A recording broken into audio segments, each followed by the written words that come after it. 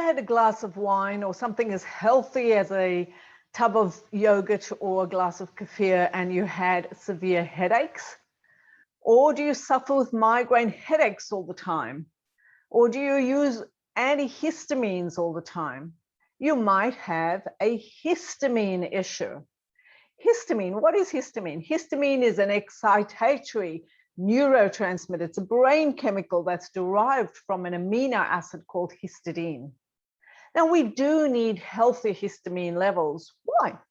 Histamine is necessary for maintaining a really good stomach acid. If we've got low levels of histamine, you might have low levels of stomach acid, or you might have constipation. Why? Because healthy histamine levels are needed for gut motility. It gets you to poo on a regular basis. So low levels of histamine can be associated with constipation. On the other hand, high histamine levels are associated with GORD or gastric reflux. It's what we call acid reflux. And that could be associated with, you'll often find some people will constantly clear their throat. And these are people that might have a high histamine level. They tend towards a scratchy throat or itchy eyes. This is why we use an antihistamine for hay fever. People who have low histamine also tend towards low mood. Remember, histamine, healthy histamine, maintains good mood. So a low level of histamine causes low mood.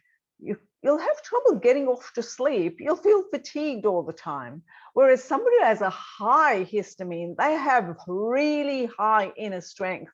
These are people that would be anxious. They'll go into a panic. They'll go into a profuse sweating. And this is the reason why we need to examine what does it actually mean to have a low histamine or a high histamine. So we have a quiz that is able to identify whether you're low or high histamine.